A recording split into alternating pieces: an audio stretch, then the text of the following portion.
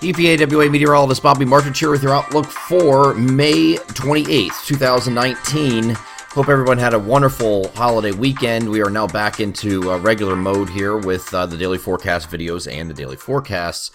Today we have an area of low pressure that's going to drag a warm front through the region this morning. What that's going to do is bring areas of showers to parts of the region that we're going to be warm sectored in between. Here's that warm front early afternoons to be over here like this, and then you're going to have a cold front back in here like this. So you're going to be in a warm sector in between.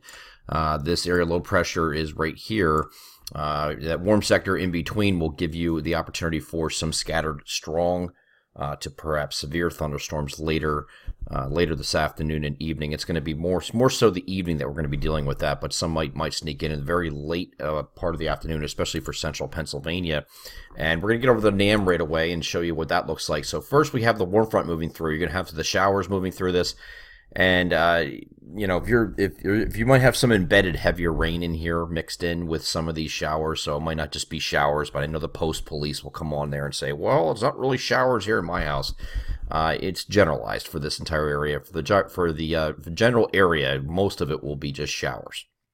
Could be some embedded thunder with that as well, although it is going to be in the cool side of the warm front when this is moving through here. So I'm not expecting the thunderstorm activity that the Storm Prediction Center is expecting to be strong or severe. That comes later. This is not that. This is just a lot more stable of an air mass that this is moving into. And again, most of this is showers. Could have some little heavier rain mixed in there with that as well until it completely moves through. And this is mainly a morning thing. So then we're getting to the end of this loop here. This started off at 7 a.m. right here. Here is 8. Here is 9. Here is 10. Here is 11.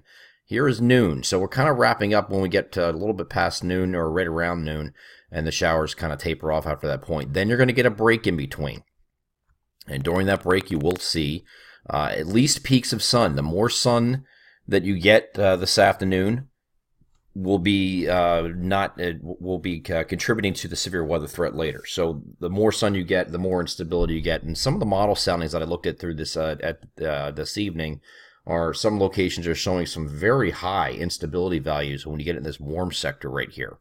Okay, so if you do get into these very high instability values, there's also a lot of twist in the atmosphere, which is, directional shear is what that's called, and that can get you some rotating supercells. And discrete cells, I think, is the mode we're going to be dealing with, so maybe some Boeing segments. I think your primary concern today is going to be from these discrete cells. That's these individual cells that just go rogue, and they can produce a tornado with any of those, or large hail.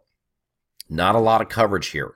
Okay, you'll see this is going to be looking a lot like Sunday did in a lot of ways on this radar. If you remember back to the radar on Sunday in the afternoon, we had a lot of coverage up in this area and kind of scattered everywhere else. Well, that's kind of like what the mode we're going to be going in today, we think. And you see these a few of these cells can really take off here. And if you get involved in one of these and you have some very good instability values in place, it only takes one of these to really do damage. So that's why the heightened severe threat is there for today. So this will just be going through mainly this evening. So when the time frame is when this starts picking up, here's late afternoon, here's 5 p.m. So it's really after that. So 6, 7, 8, and you see that what's going on here on the map.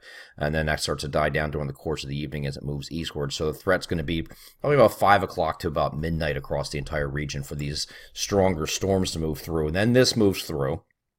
The cold front associated with this is actually going to be just south of the region, kind of like this, okay?